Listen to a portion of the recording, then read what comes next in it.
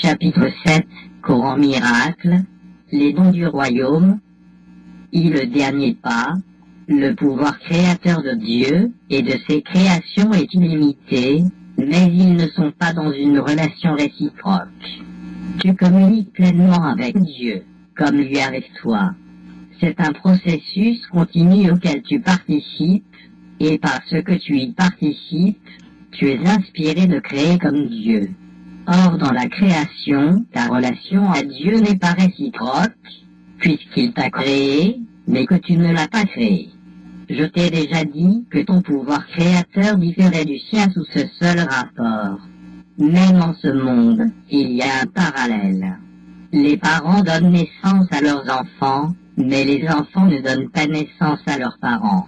Toutefois, ils donnent naissance à leurs propres enfants. Ainsi, ils donnent naissance comme leurs parents l'ont fait. Si tu avais créé Dieu, et qu'il t'avait créé, le royaume ne pourrait pas s'augmenter par sa propre pensée créatrice. La création serait donc limitée, et tu ne serais pas co-créateur avec Dieu. De même que la pensée créatrice de Dieu va de lui vers toi, de même ta pensée créatrice doit aller de toi vers tes créations. C'est ainsi seulement que tout pouvoir créateur peut s'étendre vers l'extérieur. Les accomplissements de Dieu ne sont pas les tiens, mais les tiens sont pareils aux siens. Il a créé la fidélité et tu l'augmentes. Tu as le pouvoir d'ajouter au royaume, mais non d'ajouter au créateur du royaume. Tu réclames ce pouvoir quand tu deviens vigilant uniquement pour Dieu et son royaume. En acceptant ce pouvoir comme tien, tu as appris à te souvenir de ce que tu es. La place de tes créations est en toi, comme ta place est en Dieu. Tu fais partie de Dieu, comme tes fils font partie de ses fils. Créer, c'est aimer. L'amour s'étend vers l'extérieur pour la simple raison qu'il ne peut pas être contenu. Étant illimité, il ne s'arrête pas. Il créa jamais, mais point dans le temps. Les créations de Dieu ont toujours été, parce qu'il a toujours été. Tes créations ont toujours été, parce que tu ne peux créer que comme Dieu crée. L'éternité t'appartient, parce qu'il t'a créé éternel. De son côté, l'ego réclame toujours des droits réciproques, parce qu'il est compétitif plutôt qu'aimant. Il est toujours désireux de faire un marché, mais il ne peut pas comprendre qu'être pareil à autrui signifie qu'aucun marché n'est possible. Pour faire un gain, tu dois donner et non marchander. Marchander, c'est limiter le donner, et telle n'est pas la volonté de Dieu. Vouloir avec Dieu, c'est créer comme lui. Dieu ne limite ses dons en aucune façon. Tu es ses dons, ainsi tes dons doivent être pareils aux siens. Les dons que tu fais au royaume doivent être pareils aux dons qu'il te fait. Je n'ai donné que l'amour au royaume parce que j'ai cru que c'était ce que j'étais. Ce que tu crois être détermine tes dons, et si Dieu t'a créé en s'étendant lui-même en tant que toi, tu ne peux t'étendre toi-même que comme il l'a fait.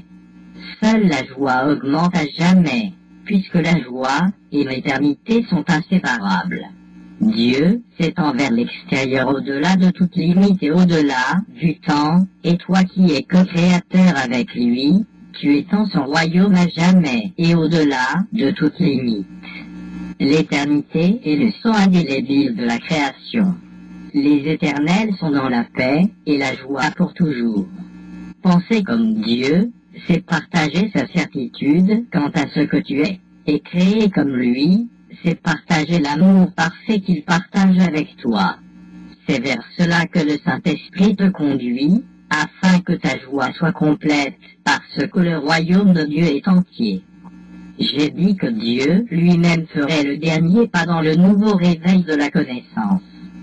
C'est vrai, mais c'est difficile à expliquer avec des mots, parce que les mots sont des symboles, et rien de ce qui est vrai n'a besoin d'être expliqué. Toutefois, le Saint-Esprit a pour tâche de traduire l'inutile en utile, l'insignifiant en signifiant, et le temporaire en intemporel. Il peut donc te dire quelque chose au sujet de ce dernier pas. Dieu ne fait pas de pas, parce que ses accomplissements ne sont pas graduels. Il n'enseigne pas, parce que ses créations sont inchangeables. Il ne fait rien en dernier, parce qu'il a créé le premier et pour toujours. Il faut comprendre que le mot « premier », quand il s'applique à lui, n'est pas un concept temporel. Il est premier en ce sens qu'il est le premier à l'intérieur, même de la Sainte Trinité. Il est premier créateur, parce qu'il a créé ses co-créateurs. Parce qu'il l'a fait, le temps ne s'applique ni à lui, ni à ce qu'il a créé. Le dernier pas, que fera Dieu, était donc vrai au commencement, est vrai maintenant et sera vrai à jamais.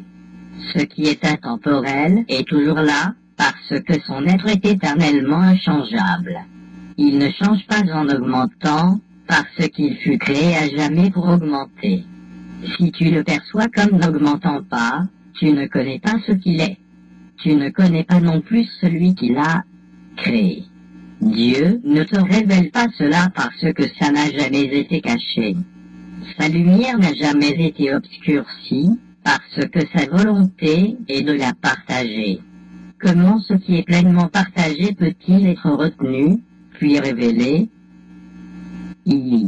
La loi du royaume, guérir est la seule sorte de pensée en ce monde qui ressemble à la pensée de Dieu, à cause des éléments qu'elles ont en commun, qui peut facilement se transférer en elle. Lorsqu'un frère se perçoit comme malade, il se perçoit non entier et donc dans le besoin. Si, toi aussi, tu le vois de cette façon, tu le vois comme s'il était absent ou séparé du royaume, et ainsi, tu obscurcis le royaume lui-même pour vous deux. La maladie et la séparation ne sont pas de Dieu, mais le royaume l'est. Si tu obscurcis le royaume, tu perçois ce qui n'est pas de Dieu. Guérir, donc, c'est corriger la perception en ton frère et en toi-même en partageant le Saint-Esprit avec lui. Cela vous place tous les deux à l'intérieur du royaume et rétablit son entièreté dans ton esprit. C'est un reflet de la création, parce que cela unifie en augmentant et intègre en étendant. Ce que tu projettes ou étends est réel pour toi. C'est une loi immuable de l'esprit dans ce monde comme dans le royaume. Toutefois, le contenu est différent en ce monde, parce que les pensées qu'elle gouverne sont très différentes des pensées dans le royaume. Pour maintenir l'ordre, il faut que les lois soient adaptées aux circonstances. Telles qu'elles opèrent en ce monde, les lois de l'esprit ont ceci de remarquable qu'en leur obéissant, et je t'assure que tu dois leur obéir, tu peux arriver à des résultats diamétralement opposés. C'est que les lois ont été adaptées aux circonstances de ce monde, dans lequel des résultats diamétralement opposés semblent possibles, parce que tu peux répondre à deux voix qui sont en conflit. À l'extérieur du royaume, la loi qui règne à l'intérieur est adaptée, tu crois à ce que tu projettes. C'est sous cette forme qu'elle est enseignée, parce qu'à l'extérieur du royaume, apprendre est essentiel. Cette forme implique que c'est à ce que tu as projeté sur les autres, et par conséquent, ce que tu crois qu'ils sont, que tu apprendras ce que tu es. Dans le royaume, il n'y a ni enseignement ni apprentissage, parce qu'il n'y a pas de croyance. Il n'y a que la certitude. Dieu et ses fils, en leur sûreté d'être, connaissent que tu es ce que tu étends. Cette forme de la loi n'est pas adaptée du tout, étant la loi de la création. Dieu lui-même a créé la loi en créant par elle.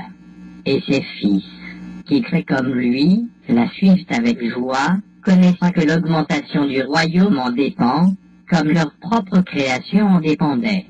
Pour aider, les lois doivent être communiquées. En fait, elles doivent être traduites pour ceux qui parlent des langues différentes. Néanmoins, un bon traducteur, bien qu'il doive changer la forme de ce qu'il traduit, ne change jamais la signification. De fait, son seul but est de changer la forme de façon à conserver la signification originale. Le Saint-Esprit est le traducteur des lois de Dieu pour ceux qui ne les comprennent pas.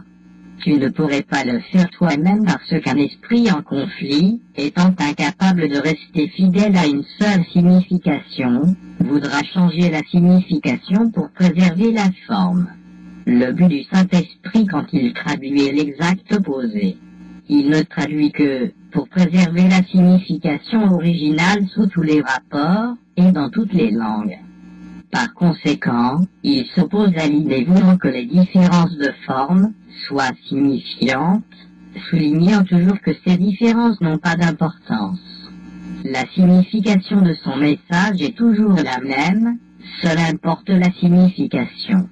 Étant de Dieu, la loi de la création ne comporte pas l'usage de la vérité pour convaincre ses fils de la vérité. L'extension de la vérité, qui est la loi du royaume, repose seulement sur la connaissance de ce qu'est la vérité. Voilà ton héritage, qui ne requiert pas du tout d'apprentissage. Mais quand tu t'es toi-même déshérité, tu es devenu apprenant par nécessité. Nul ne met en doute la connexion entre l'apprentissage et la mémoire. Sans la mémoire, l'apprentissage est impossible puisqu'il doit être cohérent pour qu'on s'en souvienne. C'est pourquoi l'enseignement du Saint-Esprit est une leçon de souvenir. J'ai déjà dit qu'il enseigne le souvenir et l'oubli, mais l'oubli ne sert qu'à rendre le souvenir cohérent. Tu oublies pour mieux te souvenir. Tu ne comprends pas ces traductions tant que tu prêtes l'oreille à de façons de les interpréter. Par conséquent, tu dois oublier ou renoncer à l'une pour comprendre l'autre. C'est la seule façon pour toi d'apprendre la cohérence, pour enfin être cohérent. Que peut bien signifier la cohérence parfaite du royaume pour ceux en qui règne la confusion? Il est évident que la confusion interfère avec la signification. Par conséquent, elle empêche l'apprenant de l'apprécier. Il n'y a pas de confusion dans le royaume, parce qu'il y a une seule signification. Cette signification, qui vient de Dieu, est Dieu. Parce qu'elle est aussi toi, tu la partages et tu l'étends comme le fit ton Créateur. Elle n'a pas besoin d'être traduite parce qu'elle est parfaitement comprise, mais elle a besoin d'extension parce qu'elle signifie l'extension. La communication est parfaitement directe et parfaitement unie. Elle est totalement libre, parce que rien de discordant n'y entre jamais. C'est pourquoi elle est le royaume de Dieu. Elle lui appartient, et elle est donc comme lui. C'est sa réalité, et rien ne peut l'attaquer. La réalité du royaume, le Saint-Esprit enseigne une seule leçon et l'applique à tous les individus dans toutes les situations. Étant libre de tout conflit, il maximise tous les efforts et tous les résultats. En enseignant le pouvoir du royaume de Dieu lui-même, il t'enseigne que tout pouvoir t'appartient. Peu importe comment il est appliqué, il est toujours maximal. Ce n'est pas ta vigilance qui l'établit comme tien, mais elle te permet d'en user toujours et de toutes les façons. Quand j'ai dit « je suis avec vous tous les jours », je le pensais littéralement. Je ne suis absent pour personne en aucune situation. Parce que je suis toujours avec toi, tu es la voie, la vérité et la vie. Tu n'as pas fait ce pouvoir, pas plus que moi. Il a été créé pour être partagé. Par conséquent, il ne peut pas être perçu de manière signifiante, comme appartenant à quiconque aux dépens d'un autre. Une telle perception le rend insignifiant en éliminant ou en passant sur sa véritable et seule signification. La signification de Dieu attend dans le royaume, parce que c'est là qu'il l'a placée. Elle n'attend point dans le temps. Elle repose simplement dans le royaume parce qu'elle y est à sa place, comme toi. Comment, toi qui es la signification de Dieu, peux-tu te percevoir, comme en étant absent? Tu ne peux te voir séparé de ta signification qu'en faisant l'expérience d'être toi-même irréel. C'est pourquoi l'ego est insane, il enseigne que tu n'es pas ce que tu es. Cela est tellement contradictoire que c'est clairement impossible. C'est donc une leçon que tu ne peux pas réellement apprendre, et que tu ne peux donc pas réellement enseigner. Or tu enseignes toujours. Par conséquent, ce doit être que tu enseignes autre chose, même si l'ego ne sait pas ce que c'est. L'ego, donc, est toujours en train d'être défait, et il doute de tes motifs. Ton esprit ne peut pas être unifié en faisant allégeance à l'ego, parce que l'esprit ne lui appartient pas. Or ce qui est traître à l'ego est fidèle à la paix. L'ennemi de l'ego est donc ton ami. J'ai dit plutôt que l'ami de l'ego ne faisait pas partie de toi, parce que l'ego se perçoit lui-même en guerre, et ayant donc besoin d'alliés. Toi qui n'es pas en guerre, tu dois chercher des frères, et reconnaître tout ce que tu vois pour des frères, parce que celles sont en paix, ceux qui sont égaux. Parce que les fils égaux de Dieu ont tout, ils ne peuvent pas se faire concurrence. Or s'ils perçoivent n'importe lequel de leurs frères comme étant n'importe quoi d'autre que leur égal en tout, l'idée de concurrence est entrée dans leur esprit. Ne sous-estime pas le besoin pour toi d'être vigilant contre cette idée, parce que c'est d'elle que viennent tous tes conflits. C'est la croyance que des intérêts conflictuels sont possibles, et tu as donc accepté l'impossible pour vrai. Cela ne revient-il pas à dire que tu te perçois toi-même comme irréel? Être dans le royaume, c'est simplement de concentrer toute ton attention sur lui.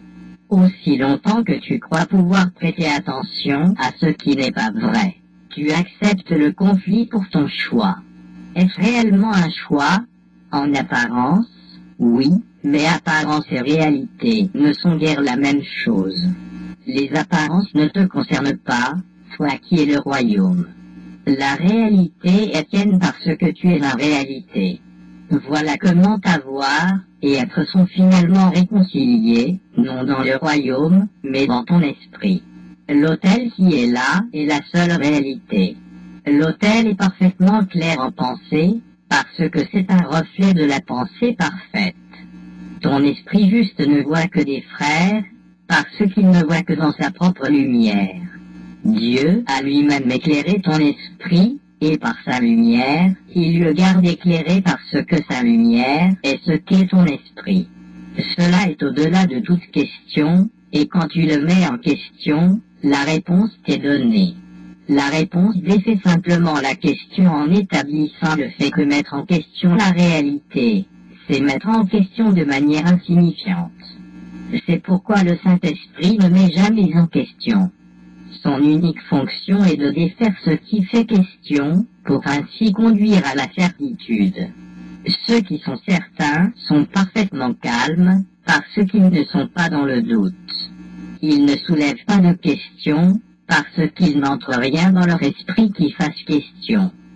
Cela les tient dans une parfaite sérénité, parce que c'est ce qu'ils partagent, connaissant ce qu'ils sont. IV.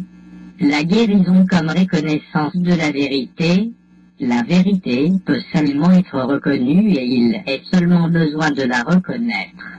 L'inspiration est du Saint-Esprit. La certitude est de Dieu, conformément à ses lois. Tous deux, donc, viennent de la même source, puisque l'inspiration vient de la voix pour Dieu, et que la certitude vient des lois de Dieu. La guérison ne vient pas directement de Dieu, qui connaît ses créations parfaitement entières.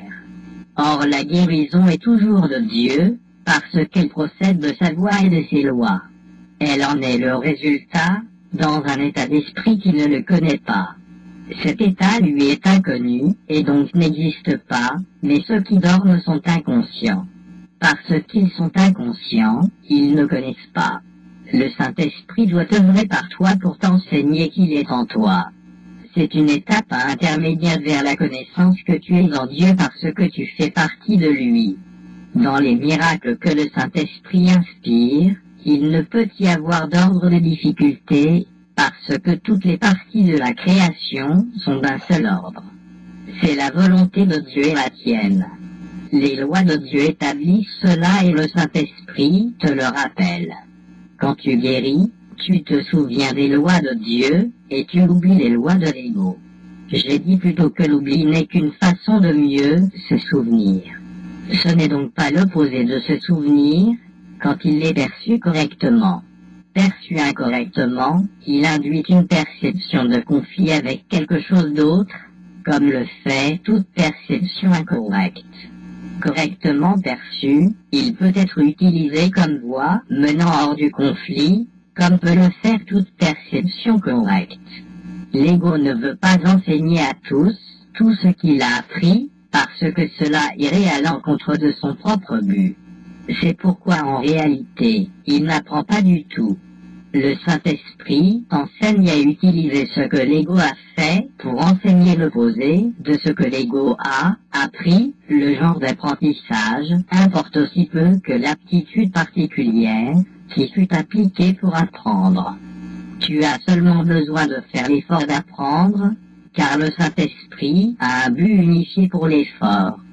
Si des aptitudes différentes sont appliquées assez longtemps dans un seul but, les aptitudes elles-mêmes deviennent unifiées. C'est qu'elles sont canalisées dans une seule direction ou d'une seule façon. À la fin, donc, elles contribuent toutes à un seul résultat, et ce faisant, c'est leur similitude, plutôt que leur différence, qui est soulignée. Toutes les aptitudes devraient donc être confiées au Saint-Esprit, qui comprend comment les utiliser correctement. Il les utilise seulement pour guérir, parce qu'il te connaît seulement entier. En guérissant, tu apprends ce qu'est l'entièreté, et en apprenant ce qu'est l'entièreté, tu apprends à te souvenir de Dieu. Tu l'as oublié, mais le Saint-Esprit comprend que ton oubli doit être traduit en une façon de te souvenir. Le but de l'ego est aussi unifié que celui du Saint-Esprit, et c'est pour cela que leurs buts ne pourront jamais être réconciliés en aucune façon ni aucune mesure. L'ego cherche toujours à diviser et à séparer. Le Saint-Esprit cherche toujours à unifier et à guérir. En guérissant, tu es guéri, parce que le Saint-Esprit ne voit pas d'ordre de difficulté dans la guérison. Guérir est une façon de défaire la croyance dans les différences, étant la seule façon de percevoir la filialité ne faisant qu'un. Cette perception est donc en accord avec les lois de Dieu, même dans un état d'esprit qui est en désaccord avec le sien. La force de la perception juste est si grande qu'elle amène l'esprit à s'accorder avec le sien, parce qu'elle sert sa voix, qui est en vous tous. C'est un réel délire de pensée que tu peux te poser à la volonté de Dieu. L'ego croit qu'il le peut et qu'il peut te faire le don de sa propre volonté, tu n'en veux pas. Ce n'est pas un don. Ce n'est rien du tout. Le don que Dieu t'a fait, c'est à la fois ce que tu as et ce que tu es. Quand tu ne l'utilises pas, tu oublies que tu l'as. En ne te souvenant pas, tu ne connais pas ce que tu es. Guérir, donc, est une façon d'approcher la connaissance en accordant ta pensée avec les lois de Dieu, et en reconnaissant leur universalité.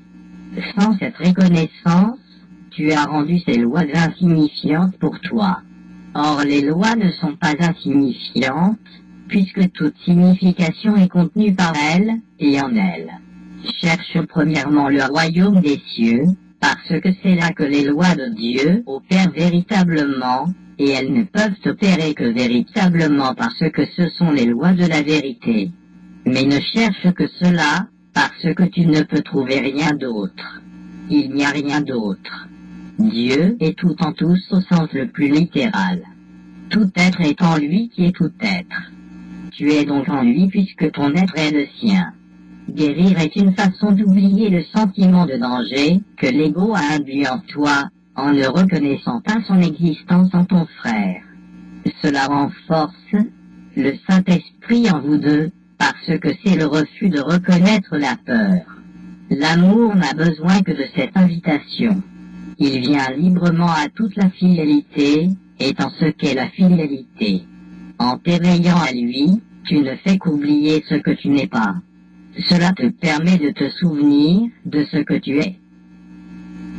Les guérisons et inchangeabilité de l'esprit, le corps n'est rien de plus qu'un cadre pour le développement des aptitudes, ce qui est tout à fait à part de l'usage qui en est fait. Ça, c'est une décision. Les effets de la décision de l'ego à cet égard sont tellement apparents qu'il n'est pas besoin d'élaborer, mais la décision du Saint-Esprit de n'utiliser le corps que pour la communication est si étroitement liée à la guérison qu'il est besoin de clarifier. Manifestement, le guérisseur non guéri ne comprend pas sa propre vocation. Seuls les esprits communiquent. Puisque l'ego ne peut pas oblitérer l'impulsion à communiquer parce que c'est aussi l'impulsion à créer, il peut seulement enseigner que le corps peut à la fois communiquer et créer, et qu'il n'a donc pas besoin de l'esprit. Ainsi l'ego essaie de t'enseigner que le corps peut agir comme l'esprit, et par conséquent qu'il se suffit à lui-même. Or nous avons appris que la conduite n'est le niveau, ni pour l'enseignement, ni pour l'apprentissage, puisque tu peux agir conformément à ce que tu ne crois pas. En faisant cela, toutefois, tu t'affaiblis à la fois comme enseignant et comme apprenant parce que, ainsi qu'il a été maintes fois souligné, c'est ce que tu crois que tu enseignes. Une leçon incohérente sera mal enseignée et mal apprise. Si tu enseignes à la fois la maladie et la guérison, tu es à la fois un mauvais enseignant et un mauvais apprenant. Guérir est la seule aptitude que chacun puisse et doit développer, s'il veut être guéri. La guérison est la forme de communication du Saint-Esprit en ce monde, et c'est la seule qu'il accepte. Il n'en reconnaît pas d'autre, parce qu'il n'accepte pas la confusion que fait l'ego entre l'esprit et le corps. Les esprits peuvent communiquer, mais ils ne peuvent blesser. Le corps au service de l'ego peut blesser d'autres corps, mais cela ne peut pas se produire à moins que le corps n'ait déjà été confondu avec l'esprit. Cette situation aussi peut être utilisée aussi bien pour la guérison que pour la magie, mais tu dois te souvenir que la magie comporte toujours la croyance que la guérison est nuisible. Cette croyance est sa prémisse totalement insane, et elle agit en conséquence.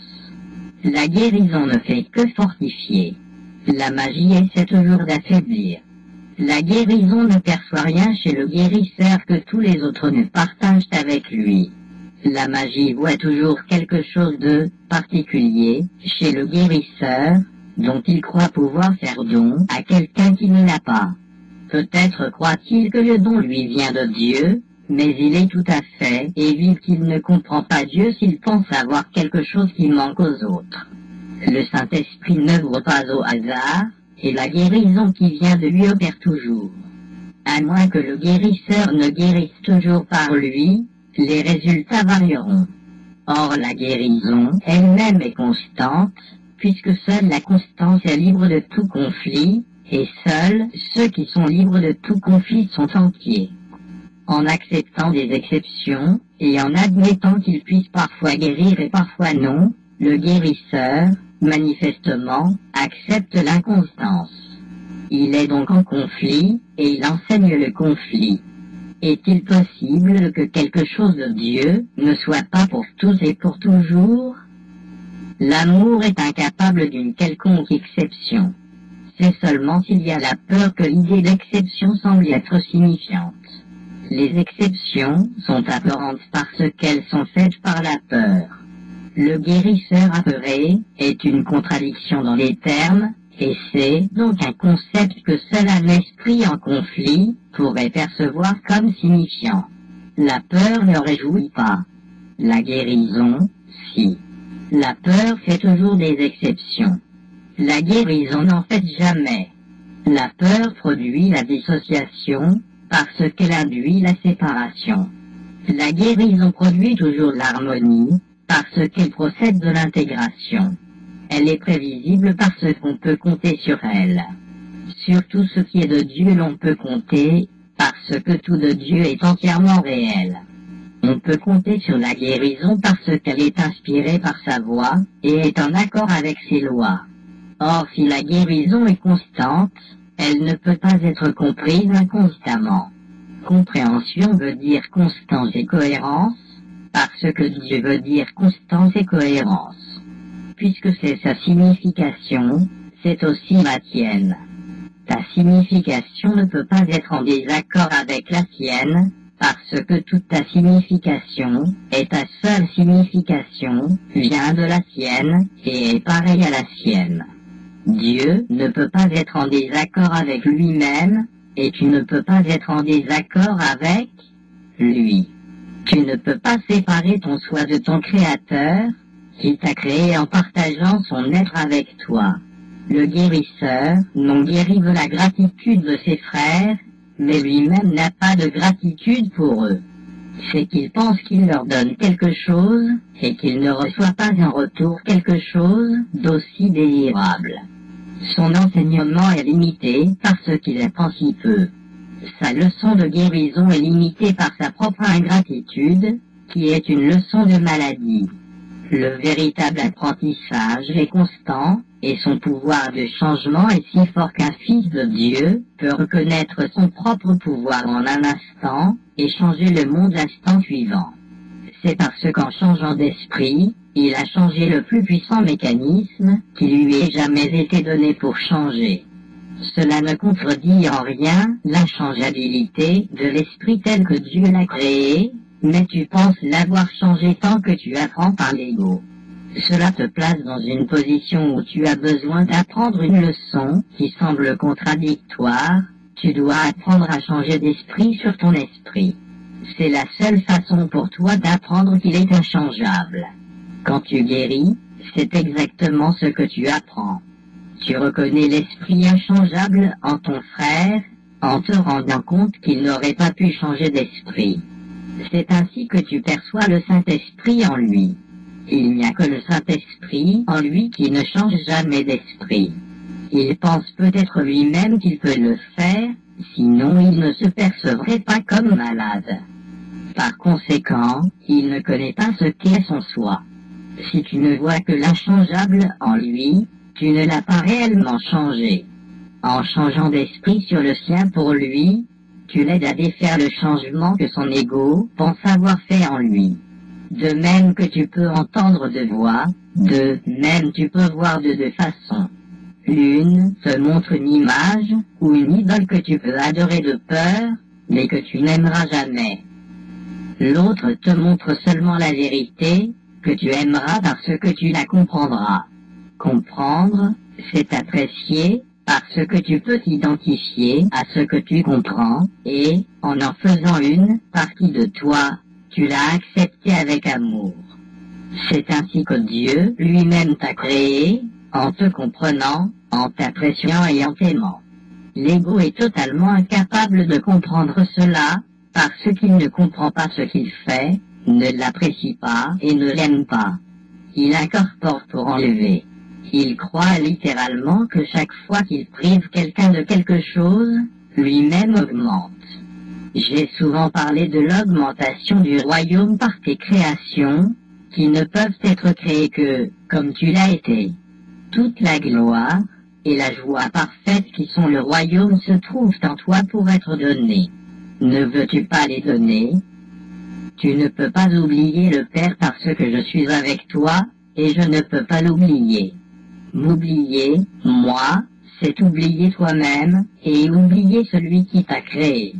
Nos frères sont oublieux. C'est pourquoi ils ont besoin que tu te souviennes de moi, et de celui qui m'a créé. Par ce souvenir, tu peux changer leur esprit sur eux-mêmes, comme je peux changer le tien. Ton esprit est une lumière si puissante que tu peux regarder dans leur esprit et les éclairer, comme je peux éclairer le tien. Je ne veux pas partager mon corps dans la communion parce que cela est ne rien partager. Est-ce que j'essaierai de partager une illusion avec les enfants très saints d'un très saint Père? Or, je veux partager mon esprit avec toi parce que nous sommes d'un seul esprit, et cet esprit est le nôtre. Ne vois que cet esprit partout parce que cela seul est partout et en tout. Il est tout parce qu'il englobe toutes choses en lui. Béni sois-tu de ne percevoir que cela, parce que tu ne perçois que ce qui est vrai. Viens donc à moi, et apprends ce qu'est la vérité en toi. L'esprit que nous partageons, tous nos frères le partagent, et quand nous les voyons véritablement, ils sont guéris. Laisse ton esprit luire avec le mien sur leurs esprits, et par notre gratitude envers eux les rendre conscients de la lumière en eux. En retour, cette lumière luira sur toi et sur la filialité tout entière, parce que c'est le don qu'il convient pour toi d'offrir à Dieu. Il l'acceptera et le donnera à la filialité, parce qu'il est acceptable pour lui et donc pour ses fils. C'est la véritable communion avec le Saint-Esprit, qui voit l'autel de Dieu en chacun, te le fait apprécier, et ainsi t'appelle à aimer Dieu et sa création. Tu ne peux apprécier la filialité que ne faisant qu'un. Cela fait partie de la loi de la création, et donc cela gouverne toute pensée. Vie. De la vigilance à la paix. Bien que tu ne puisses aimer la filialité que ne faisant qu'un, tu peux l'apercevoir comme fragmentée. Il est impossible, toutefois, de voir quelque chose dans l'une de ses parties sans l'attribuer au tout. C'est pourquoi l'attaque n'est jamais distincte, et pourquoi il faut y renoncer entièrement. Si tu n'y renonces pas entièrement, tu n'y renonces pas du tout. La peur et l'amour sont créés, selon que l'ego ou le Saint-Esprit les engendre ou les inspire, mais ils retournent à l'esprit du penseur, et ils affectent toute sa perception. Cela inclut sa conception de Dieu, de ses créations et des siennes. Il n'appréciera aucun de s'il les regarde peureusement.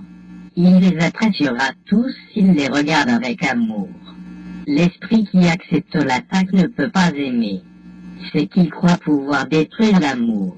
Par conséquent, il ne comprend pas ce qu'est l'amour.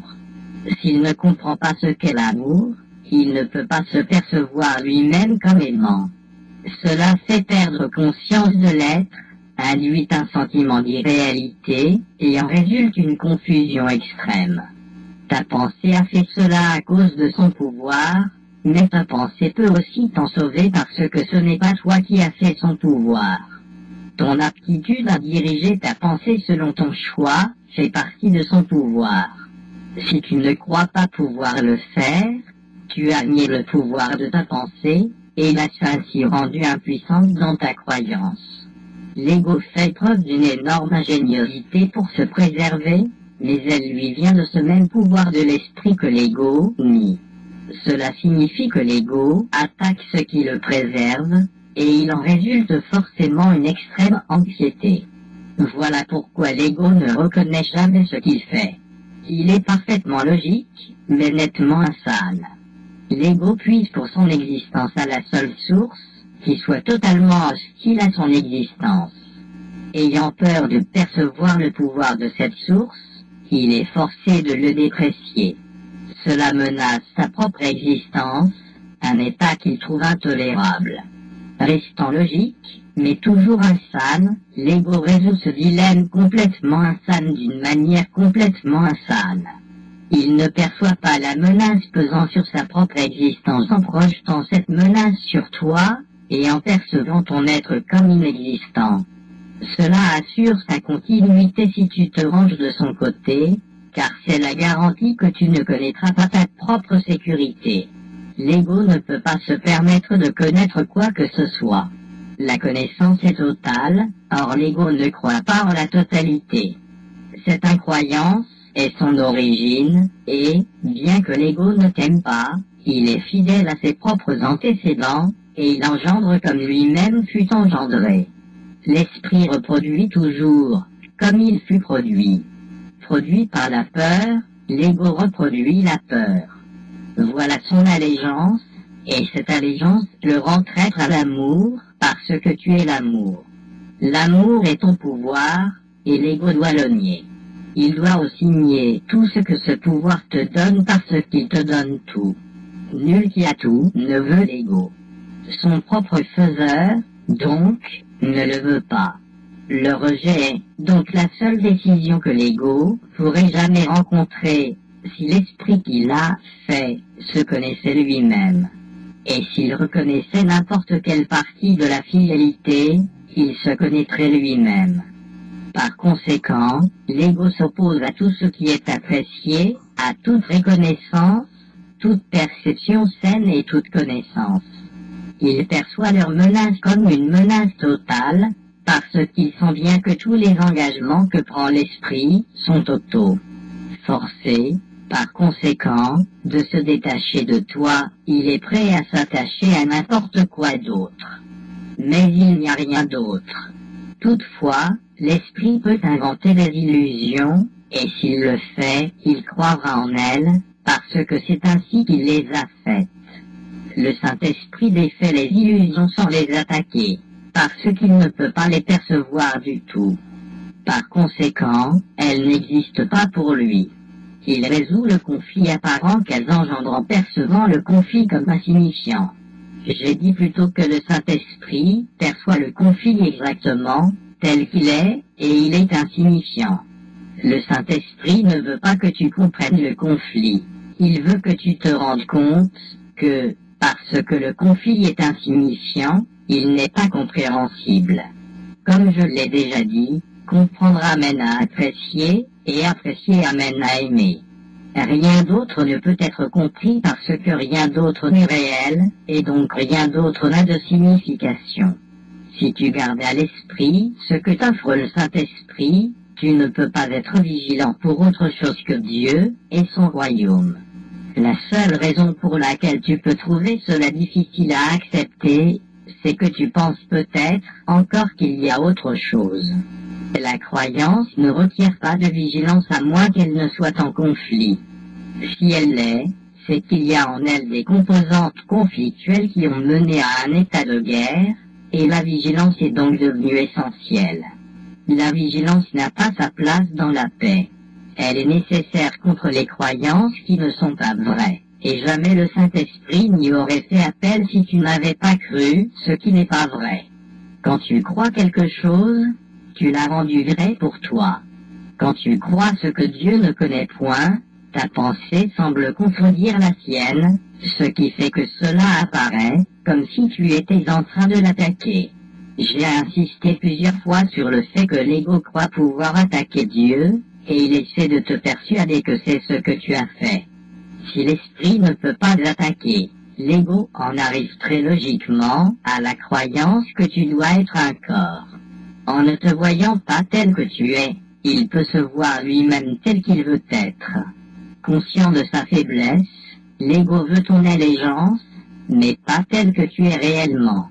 L'ego veut donc engager ton esprit dans son propre système délirant, parce qu'autrement la lumière de ta compréhension le dissiperait. Il ne veut aucune partie de la vérité, parce que l'ego lui-même n'est pas vrai. Si la vérité est totale, ce qui n'est pas vrai ne peut pas exister. L'engagement envers l'un ou l'autre doit être total. Ils ne peuvent coexister dans ton esprit sans le diviser. S'ils ne peuvent coexister en paix, et si tu veux la paix, tu dois abandonner l'idée de conflit entièrement et pour tout le temps. Cela requiert de la vigilance, mais seulement aussi longtemps que tu ne reconnais pas ce qui est vrai. Tant que tu crois que deux systèmes de pensée totalement contradictoires se partagent la vérité, ton besoin de vigilance est apparent. Ton esprit divise son allégeance entre deux royaumes, et tu ne t'engages totalement envers aucun des deux. Ton identification avec le royaume est totalement au-delà de toute question, sauf pour toi quand tu penses de manière insane. Ce que tu es, ta perception ne l'établit pas et ne l'influence pas du tout. Ce que tu perçois, comme des problèmes d'identification à quelque niveau que ce soit, ne sont pas des problèmes de fait. Ce sont des problèmes de compréhension, puisque leur présence suppose la croyance qu'il t'appartient de décider ce que tu es. L'ego croit cela totalement, envers quoi il s'est engagé pleinement. Ce n'est pas vrai. Par conséquent, l'ego s'est engagé totalement envers ce qui n'est pas vrai, et sa perception est en contradiction totale avec le Saint-Esprit et avec la connaissance de Dieu. Il n'y a que le Saint-Esprit qui puisse te percevoir d'une manière signifiante, parce que ton être est la connaissance de Dieu. Toute croyance que tu acceptes à part, cela obscurcit la voie pour Dieu en toi, et va donc obscurcir Dieu pour toi. À moins que tu ne perçoives sa création véritablement, Tu ne peux pas connaître le Créateur, puisque Dieu et sa création ne sont pas séparés. L'unité du Créateur et de la création est ton entièreté, ta santé d'esprit et ton pouvoir illimité.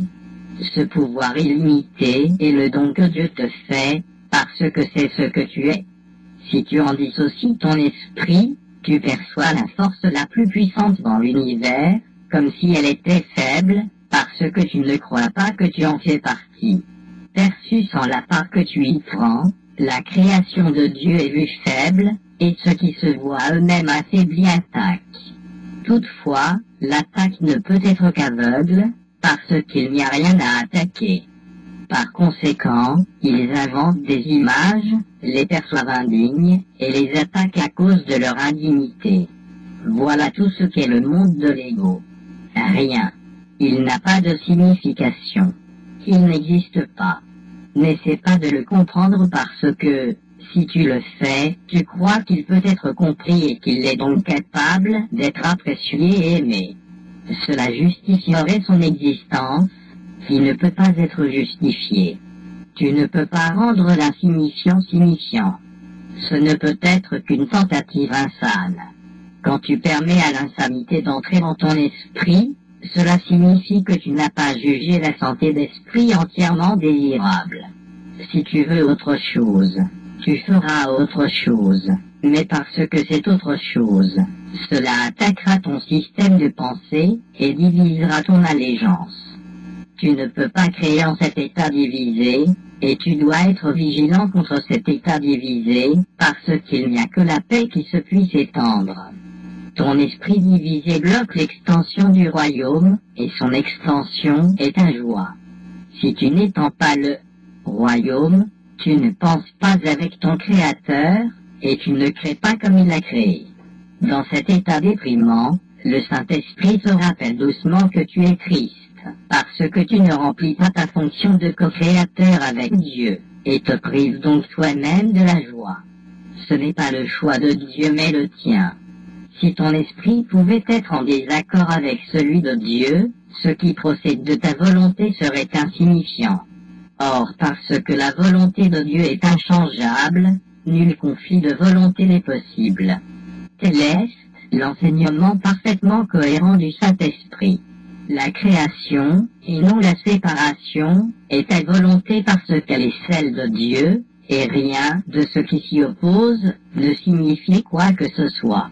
Étant un accomplissement parfait, la filialité ne peut accomplir que parfaitement, étant dans la joie dans laquelle elle fut créée, et s'identifiant elle-même à la fois à son Créateur et à ses créations, connaissant qu'ils sont un.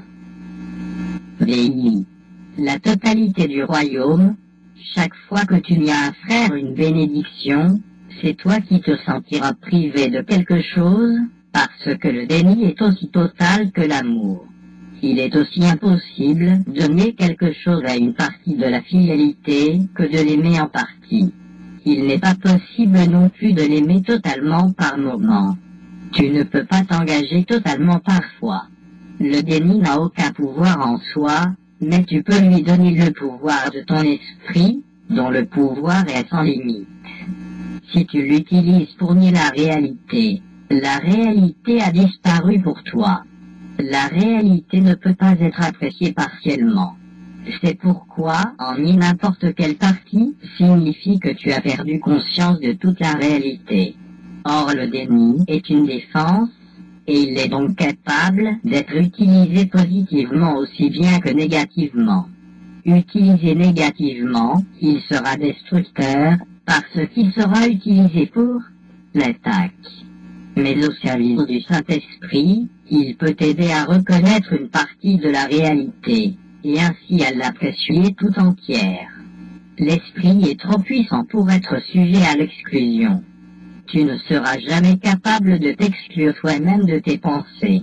Lorsqu'un frère agit de manière insane, il t'offre une occasion de le bénir. Son besoin est le tien.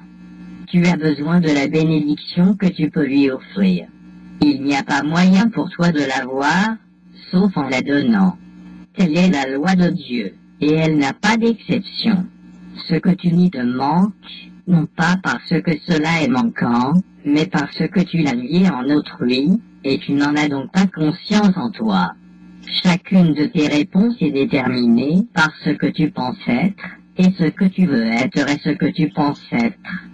Ce que tu veux être, donc, doit déterminer chacune de tes réponses. Tu n'as pas besoin de la bénédiction de Dieu parce que tu l'as pour toujours, mais tu as besoin de la tienne. L'ego se fait de toi une image de privation, sans amour et vulnérable. Tu ne peux pas aimer cela. Or, tu peux très facilement échapper à cette image en la laissant derrière toi. Tu n'es pas là et ce n'est pas toi. Ne vois cette image en personne, sinon tu l'as acceptée comme toi. Toutes les illusions sur la fidélité sont dissipées ensemble, comme elles ont été faites ensemble. N'enseigne à personne qu'il est ce que tu ne voudrais pas être. Ton frère est le miroir dans lequel tu vois l'image de toi-même aussi longtemps que dure la perception. Et la perception durera jusqu'à ce que la fidélité se connaisse elle-même comme entière. Tu as fait la perception, et elle durera aussi longtemps que tu en voudras. Les illusions sont des investissements. Elles dureront aussi longtemps que tu leur accorderas de la valeur. Les valeurs sont relatives, mais elles sont puissantes parce que ce sont des jugements mentaux. La seule façon de dissiper les illusions, c'est de leur retirer tout investissement. Alors elles seront sans vie pour toi parce que tu les auras sorties de ton esprit. Tant que tu les y inclus, tu leur donnes vie. Sauf qu'il n'y a rien là pour recevoir ton don. Tu as le don de vie pour le donner, parce qu'il t'a été donné. Tu n'as pas conscience de ton don parce que tu ne le donnes pas. Tu ne peux pas faire que rien vive, puisque rien ne peut pas être rendu vivant. Par conséquent, tu n'étends pas le don qui est à la fois ce que tu as et ce que tu es, et ainsi, tu ne connais pas ton être. Toute confusion vient de ne pas étendre la vie, parce que cela n'est pas la volonté de ton Créateur. Tu ne peux rien accomplir à part de lui, et de fait, tu n'accomplis rien à part de lui. Continue dans sa voie pour te souvenir de toi-même, et enseigne sa voie pour ne pas t'oublier. Ne rends honneur qu'au Fils du Dieu vivant, et compte-toi avec joie parmi eux. L'honneur est le seul don qui convienne à ceux que Dieu lui-même a créés dignes d'honneur, et qu'il honore. Donne-leur de les apprécier comme Dieu toujours les apprécie, parce qu'ils sont ses fils bien-aimés qui ont toute sa faveur. Tu ne peux pas être à part d'eux parce que tu n'es pas à part de lui. Repose-toi dans son amour, et protège ton repos en aimant. Mais aime tout ce qu'il a créé, dont tu fais partie, ou tu ne peux pas apprendre ce qu'est sa paix, ni accepter son don pour toi-même et comme toi-même. Tu ne peux pas connaître ta propre perfection jusqu'à ce que tu aies honoré tous ceux qui furent créés pareils à toi. Un enfant de Dieu est le seul enseignant suffisamment digne d'en enseigner un autre. Un seul enseignant est dans tous les esprits, et il enseigne à tous la même leçon. Il t'enseigne toujours la valeur inestimable de chaque fils de Dieu, et il l'enseigne avec une patience infinie née de l'amour infini pour lequel il parle. Chaque attaque est un appel à sa patience, puisque sa patience peut traduire l'attaque en bénédiction. Ceux qui attaquent ne connaissent pas qu'ils sont bénis. Ils attaquent parce qu'ils se croient privés de quelque chose. Donne, donc, de ton abondance, et enseigne la leur à tes frères. Ne partage pas leurs illusions de manque, sinon tu te percevras toi-même comme ayant un manque. L'attaque ne pourrait jamais favoriser l'attaque si tu ne la percevais pas comme un moyen de te priver de quelque chose que tu veux. Or, tu ne peux pas perdre une chose à moins que tu ne lui accordes pas de valeur, et donc que tu ne la veuilles pas. Pour cette raison, tu as le sentiment d'en être privé, et en projetant ton propre rejet, tu crois alors que les autres te l'enlèvent. Tu dois avoir peur si tu crois que ton frère t'attaque pour t'arracher le royaume des cieux. En définitive, toute projection de l'ego a cela pour base. Étant la partie de ton esprit qui ne croit pas être responsable d'elle-même, Étant sans allégeance envers Dieu, l'ego est incapable de confiance. Projetant sa croyance insane que tu as trahi ton Créateur, il croit que tes frères, qui en sont aussi incapables que toi, cherchent à t'enlever Dieu. Chaque fois qu'un frère en attaque un autre, c'est ce qu'il croit. La projection voit tes propres souhaits en autrui. Si tu choisis de te séparer de Dieu, c'est ce que tu penseras que les autres te font. Tu es la volonté de Dieu. N'accepte rien d'autre pour ta volonté, sinon tu nies ce que tu es. Ni cela et tu attaqueras, croyant avoir été attaqué.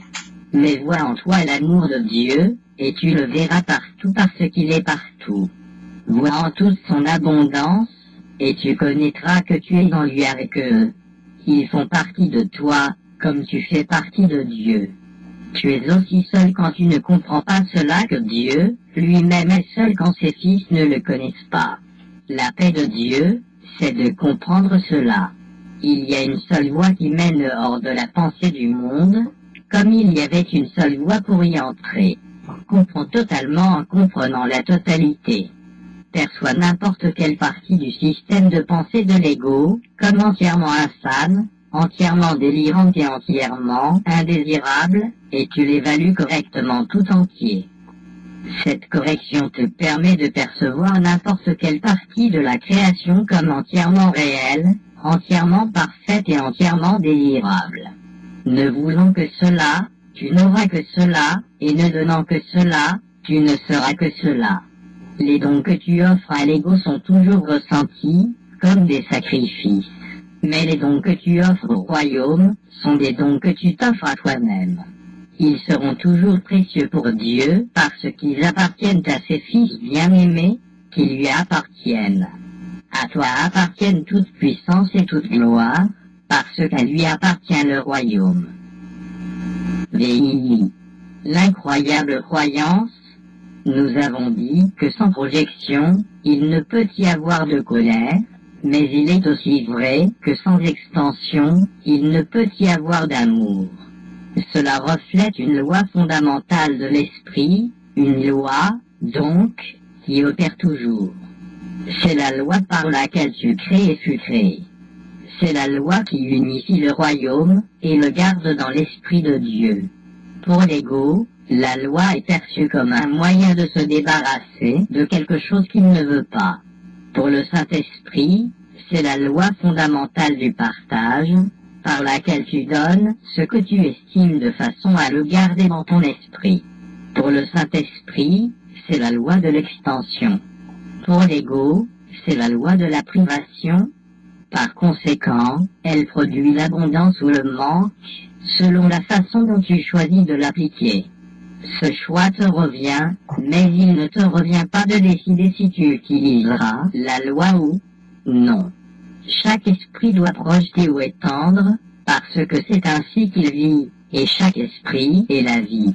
Il faut d'abord que l'usage que fait l'ego de la projection soit pleinement compris, afin que l'inévitable association entre projection et colère puisse enfin être défaite. L'ego essaie toujours de préserver le conflit. Il s'ingénie à inventer des façons de réduire le conflit en apparence, parce qu'il ne veut pas que tu trouves le conflit intolérable au point d'insister pour l'abandonner. L'ego essaie donc de te persuader qu'il peut te libérer du conflit, de crainte que tu n'abandonnes l'ego et te libères toi-même. Recourant à sa propre version tordue des lois de Dieu, l'ego n'utilise le pouvoir de l'esprit que pour aller à l'encontre du but réel de l'esprit. Dans une tentative pour te persuader que tu t'es débarrassé du problème, il projette le conflit de ton esprit sur d'autres esprits. Cette tentative comporte deux erreurs majeures. Premièrement, à strictement parler, le conflit ne peut pas être projeté parce qu'il ne peut pas être partagé. Toute tentative pour en garder une partie, tout en se débarrassant d'une autre partie, n'a réellement aucune signification. Souviens-toi qu'un enseignant en conflit est un mauvais enseignant et un mauvais apprenant. Ses leçons sont confuses, et leur valeur de transfert est limitée par sa confusion. La seconde erreur est l'idée que tu puisses te débarrasser d'une chose que tu ne veux pas en la donnant. La donner, c'est la façon de la garder. La croyance qu'en la voyant au dehors tu la s'exclus du dedans, est une complète distorsion du pouvoir de l'extension. C'est pourquoi ceux qui projettent sont vigilants pour leur propre sécurité. Ils ont peur que leurs projections leur reviennent et les blessent. Croyant avoir effacé leurs projections de leur propre esprit, ils croient aussi que leurs projections essaient de s'y glisser à nouveau.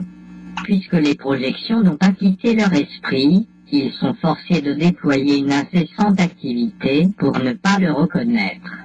Tu ne peux perpétuer une illusion au sujet d'un autre, sans la perpétuer à ton sujet. Cela est sans issue, parce qu'il est impossible de fragmenter l'esprit. Fragmenter, c'est briser en morceaux, et l'esprit ne peut ni attaquer ni être attaqué. La croyance qui le peut, une erreur que l'ego commet toujours, sous-tend tout son usage de la projection. Il ne comprend pas ce qu'est l'esprit. Par conséquent, il ne comprend pas ce que tu es. Or, son existence est dépendante de ton esprit, parce que l'ego est ta croyance. L'ego est une confusion d'identification. N'ayant jamais eu de modèle constant et cohérent, il ne s'est jamais développé de manière constante et cohérente. Il est le produit d'une mauvaise application des lois de Dieu par des esprits distordus qui mésusent de leur pouvoir. N'aie pas peur de l'ego. Il dépend de ton esprit, et de même que tu l'as fait en croyant en lui, de même tu peux le dissiper en lui retirant ta croyance. Ne projette pas la responsabilité de ta croyance en lui sur quiconque, sinon tu préserves la croyance. Quand tu seras prêt à accepter seul la responsabilité de l'existence de l'ego, tu auras mis de côté toute colère et toute attaque, parce qu'elles viennent d'une tentative pour projeter la responsabilité de tes propres erreurs. Mais après avoir accepté comme tiennes ces erreurs, ne les garde pas. Donne-les vite au Saint-Esprit afin qu'elles soient défaites complètement et que tous leurs effets disparaissent de ton esprit et de la filialité tout entière. Le Saint-Esprit t'enseignera à percevoir au-delà de ta croyance, parce que la vérité est au-delà de la croyance, et sa perception est vraie. L'ego peut être complètement oublié à tout moment, parce qu'il est une croyance totalement incroyable, et personne ne peut garder une croyance qu'il a jugée non crédible. Plus tu en apprends sur l'ego, plus tu te rends compte qu'il n'est pas crédible. L'incroyable ne peut pas être compris parce qu'il n'est pas crédible. L'insignifiance d'une perception fondée sur l'incroyable est apparente, mais il se peut qu'elle ne soit pas reconnue pour incroyable, parce qu'elle est faite par la croyance. Ce cours a pour seul but de t'enseigner que l'ego est incroyable, et sera toujours incroyable. Toi qui as fait l'ego en croyant l'incroyable, tu ne peux pas faire ce jugement seul. En acceptant l'expiation pour toi-même, tu te décides contre la croyance que tu puisses être seul, dissipant ainsi l'idée de séparation, tout en affirmant ta véritable identification avec le royaume, tout entier, qui fait littéralement partie de toi. Cette identification est au-delà du doute, comme elle est au-delà de la croyance. Ton entièreté n'a pas de limite parce que l'être est l'infini. X. L'extension du royaume, toi seul peux limiter ton pouvoir créateur, mais Dieu a pour volonté de le libérer. Ce n'est pas plus sa volonté que tu te prives de tes créations que de se priver lui-même des siennes. Ne refuse pas tes dons à la fidélité, sinon tu te refuses toi-même à Dieu. Être centré sur soi et de l'ego, mais être plein de soi et du pur esprit parce que c'est ainsi que Dieu l'a créé. Le Saint-Esprit est dans la partie de l'esprit qui se trouve entre l'ego et le pur esprit, agissant entre eux comme médiateur, toujours en faveur du pur esprit. Pour l'ego, c'est de la partialité, et il y répond, comme si on se rangeait contre lui. Pour le pur esprit, c'est la vérité, parce qu'il connaît sa plénitude, et il ne peut concevoir qu'il y ait une seule partie d'où il serait exclu. Le pur esprit connaît que la conscience de tous ses frères est incluse dans la sienne, comme elle est incluse en Dieu. Par conséquent, la puissance de la filialité tout entière est d'eux, son créateur, et la propre plénitude du pur esprit, qui rend ses créations également entières et d'une égale perfection. L'ego ne saurait prévaloir contre une totalité qui inclut Dieu. Or, toute totalité doit inclure Dieu. À tout ce qu'il a créé, toute sa puissance est donnée, parce que cela fait partie de lui, et partage son être avec lui. Créer est l'opposé de la perte, comme bénir est l'opposé du sacrifice. L'être doit être étendu. C'est ainsi qu'il conserve la connaissance de lui-même. Le pur esprit aspire à partager son être comme son créateur l'a fait. Créé par le partage, sa volonté est de créer. Il ne souhaite pas contenir Dieu, mais a pour volonté d'étendre son être. L'extension de l'être de Dieu est la seule fonction du pur esprit. Sa plénitude ne peut pas plus être contenue que ne peut l'être la plénitude de son Créateur. La plénitude est extension. Tout le système de pensée de l'ego bloque l'extension, et bloque donc ta seule fonction. Par conséquent, il bloque ta joie, de sorte que tu te perçois toi-même comme non épanoui. À moins que tu ne crées, tu n'es pas épanoui, mais Dieu ne connaît pas le non-épanouissement, et c'est donc que tu dois créer. Tu ne connais peut-être pas tes propres créations, mais cela ne peut pas plus interférer avec leur réalité que ton inconscience du pur esprit ne peut interférer avec son être. Le royaume s'étend à jamais parce qu'il est dans l'esprit de Dieu. Tu ne connais pas ta joie parce que tu ne connais pas ta propre plénitude de soi. Exclus de toi n'importe quelle partie du royaume et tu n'es pas entier. Un esprit divisé ne peut percevoir sa plénitude et a besoin que le miracle de son entièreté se fasse jour en lui et le guérisse. Cela réveille à nouveau l'entièreté en lui et le ramène au royaume par son acceptation de l'entièreté. Parce qu'il apprécie pleinement la plénitude de soi, il devient impossible que l'esprit soit centré sur soi et l'extension est inévitable. C'est pourquoi il y a dans le royaume une paix parfaite. Le pur esprit remplit sa fonction et seul un épanouissement complet est la paix. Tes créations sont protégées pour toi parce que le Saint-Esprit, qui est dans ton esprit, en a connaissance et peut les ramener à ta conscience chaque fois que tu le lui permets. Elles sont là en tant que partie de ton être parce que ta plénitude les inclut. Les créations de chaque fils de Dieu sont les tiennes, puisque toute création appartient à chacun, ayant été créée pour la filialité ne faisant qu'un. Tu n'as pas manqué d'augmenter l'héritage des fils de Dieu. Ainsi, tu n'as pas manqué de te l'assurer. Puisque c'était la volonté de Dieu de te le donner, il l'a donné pour toujours.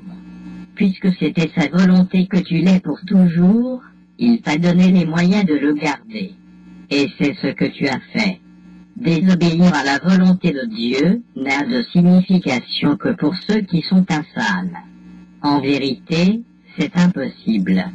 Ta plénitude de soi est aussi illimitée que celle de Dieu. Comme la sienne, elle s'étend à jamais et dans une paix parfaite. Son rayonnement est si intense qu'elle crée dans une joie parfaite, et seul ce qui est entier peut naître de son entièreté. Sois confiant en ce que tu n'as jamais perdu ton identité, ni les extensions qui la maintiennent entière et en paix. Les miracles sont une expression de cette confiance. Ils reflètent à la fois ta propre identification avec tes frères et la conscience que ton identification est maintenue par l'extension. Le miracle est une leçon de perception totale. En incluant n'importe quelle partie de la totalité dans cette leçon, tu as inclus le tout. X. La confusion entre douleur et joie. Le royaume est le résultat de prémices, tout comme l'est ce monde.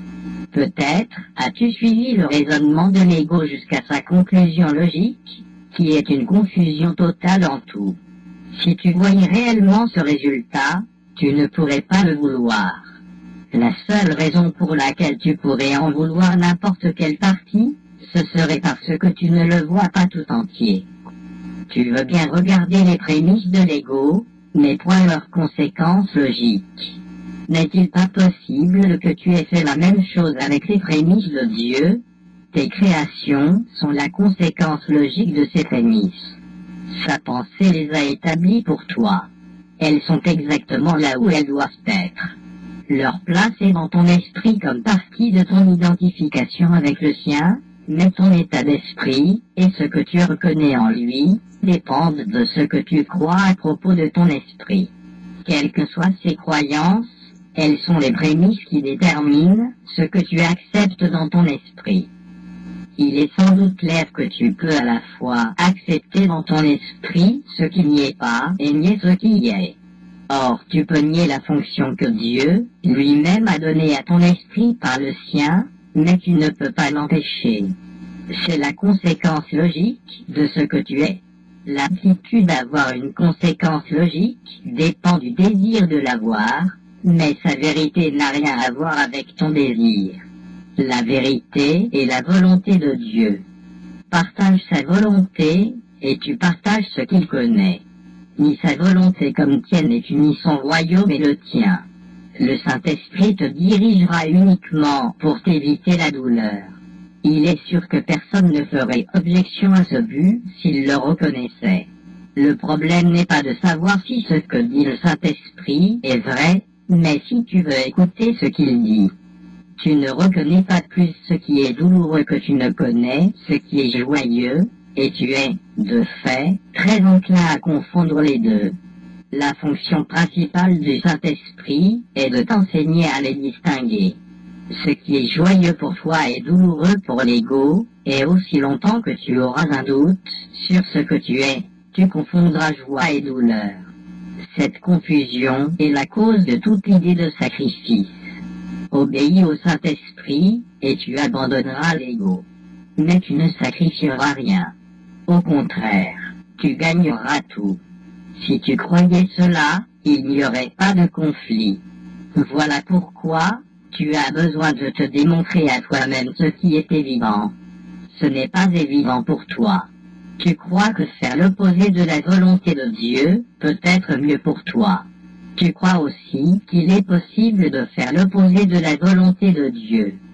Par conséquent, tu crois qu'un choix impossible s'offre à toi, un choix qui est à la fois apeurant et désirable. Or Dieu veut. Il ne souhaite pas. Sa volonté est aussi puissante que la sienne parce que c'est la sienne. Les souhaits de l'ego ne signifient rien, parce que l'ego souhaite l'impossible. Tu peux souhaiter l'impossible, mais tu ne peux vouloir qu'avec Dieu. Cela est la faiblesse de l'ego et c'est ta force. Le Saint-Esprit se range toujours avec toi et avec ta force. Tant que tu évites d'être guidé par lui de quelque façon que ce soit, tu voudrais être faible. Or la faiblesse est effrayante. Que peut donc signifier cette décision, sinon que tu voudrais avoir peur? Le Saint-Esprit ne demande jamais de sacrifice, mais l'ego en exige toujours. Toute confusion de ta part dans cette distinction des motivations ne peut être due qu'à la projection. La projection est une confusion de motivation, et la confiance, étant donné cette confusion, devient impossible. Personne n'obéit avec joie à un guide en qui il n'a pas confiance. Mais cela ne signifie pas que le guide est indigne de confiance. Dans ce cas-ci, cela signifie toujours que celui qui suit leste. Toutefois, cela aussi ne concerne que sa propre croyance. Croyant qu'il peut trahir, il croit que tout peut le trahir. Mais c'est uniquement parce qu'il a choisi de suivre un mauvais guide. Incapable de suivre ce guide sans peur, il associe la peur au fait d'être guidé, et refuse ensuite d'être guidé par qui que ce soit. Si le résultat de cette décision est la confusion, cela n'est guère surprenant. Le Saint-Esprit est parfaitement digne de confiance, comme tu l'es. Dieu lui-même te fait confiance. Que tu sois digne de confiance. Donc, ne fais pas question. Cela restera toujours, au-delà de toute question, si fort que tu le mettes en question. Je dis plutôt que tu es la volonté de Dieu. Sa volonté n'est pas un vain souhait, et ton identification avec sa volonté n'est pas facultative, puisque c'est ce que tu es.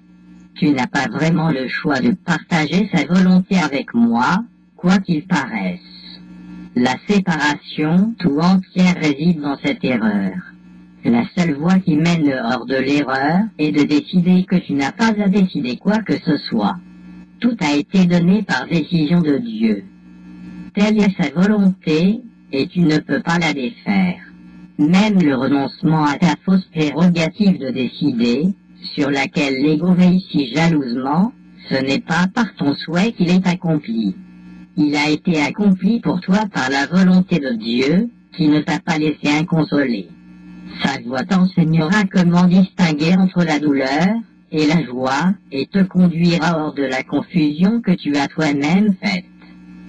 Il n'y a pas de confusion dans l'esprit d'un fils de Dieu, dont la volonté doit être la volonté du Père, parce que la volonté du Père est son Fils.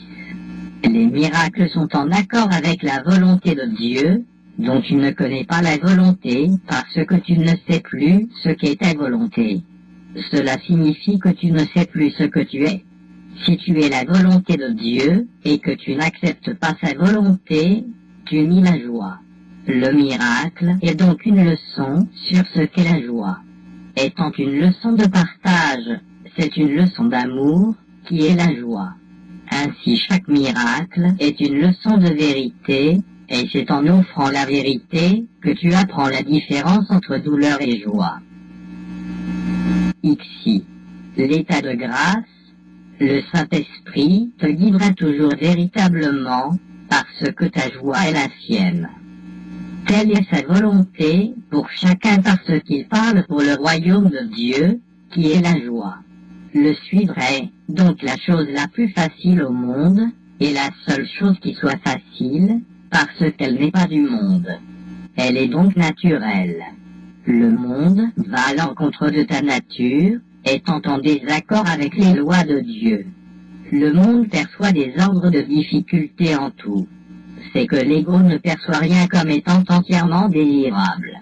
En te démontrant à toi-même qu'il n'y a pas d'ordre de difficulté dans les miracles, tu te convaincras que, dans ton état naturel, il n'y a pas du tout de difficulté parce que c'est un état de grâce. La grâce est l'état naturel de chaque fils de Dieu. Lorsqu'il n'est pas en état de grâce, il est hors de son environnement naturel et il ne fonctionne pas bien. Tout ce qu'il fait exige alors un effort, parce qu'il n'a pas été créé pour l'environnement qu'il a fait. Il ne peut donc pas s'y adapter, ni l'adapter à lui. Rien ne sert d'essayer. Un fils de Dieu n'est heureux que lorsqu'il connaît qu'il est avec Dieu. C'est le seul environnement dans lequel il ne fait pas l'expérience de l'effort, parce qu'il y est à sa place. C'est aussi le seul environnement qui est digne de lui, parce que sa propre valeur dépasse tout ce qu'il peut faire. Considère le royaume que tu as fait et juge équitablement de sa valeur. Est-il digne d'être la demeure d'un enfant de Dieu? Protège-t-il sa paix et fait-il luire l'amour sur lui? Garde-t-il son cœur intouché par la peur et lui permet-il de donner toujours, sans jamais aucun sentiment de perte?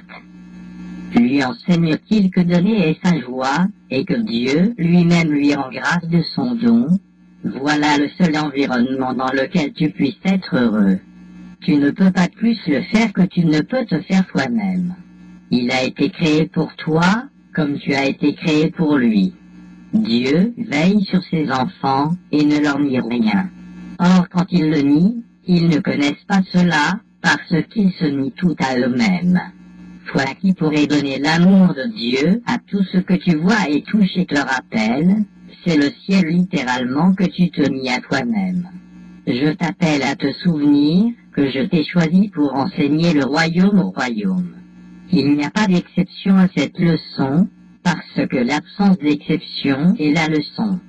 Chaque fils qui retourne au royaume avec cette leçon dans son cœur a guéri la fidélité et rendu grâce à Dieu.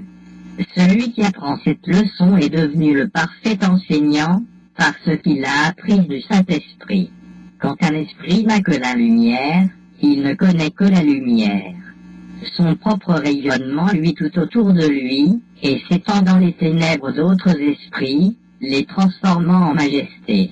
La majesté de Dieu est là pour être reconnue, appréciée et connue de toi. Reconnaître la majesté de Dieu comme ton frère, c'est accepter ton propre héritage. Dieu ne donne qu'également. Si tu reconnais son don en qui que ce soit, tu as reconnu ce qu'il t'a donné. Rien n'est aussi facile à reconnaître que la vérité. C'est une reconnaissance qui est immédiate, claire et naturelle. Tu t'es entraîné à ne pas la reconnaître, et cela t'a été très difficile. Hors de ton environnement naturel, tu peux bien demander « Qu'est-ce que la vérité ?» puisque la vérité est l'environnement par lequel et pour lequel tu as été créé. Tu ne te connais pas toi-même parce que tu ne connais pas ton Créateur. Tu ne connais pas tes créations parce que tu ne connais pas tes frères qui les ont créés avec toi. J'ai déjà dit que seule la fidélité tout entière était digne d'être co-créatrice avec Dieu, parce que seule la fidélité tout entière peut créer comme lui. Chaque fois que tu guéris un frère en reconnaissant sa valeur, tu reconnais son pouvoir de créer, ainsi que le tien. Il ne peut pas avoir perdu ce que tu reconnais, et tu dois avoir la gloire que tu vois en lui. Il est co-créateur avec Dieu avec toi. Ni son pouvoir créateur, et tu nies le tien, ainsi que celui de Dieu qui t'a créé. Tu ne peux pas nier une partie de la vérité. Tu ne connais pas tes créations parce que tu ne connais pas leur créateur. Tu ne te connais pas toi-même parce que tu ne connais pas le tien. Tes créations ne peuvent pas plus établir ta réalité que tu ne peux établir celle de Dieu. Mais tu peux connaître les deux, les préconnus en partageant. Parce que Dieu a partagé son être avec toi, tu peux le connaître. Mais tu dois aussi connaître tous ceux qu'il a créés, pour connaître ce qu'ils ont partagé. Sans ton Père, tu ne connaîtras pas ta paternité. Le royaume de Dieu inclut tous ses fils, et leurs enfants, qui sont aussi pareils aux fils qu'ils sont pareils au Père. Connais, donc, les fils de Dieu, et tu connaîtras toute la création.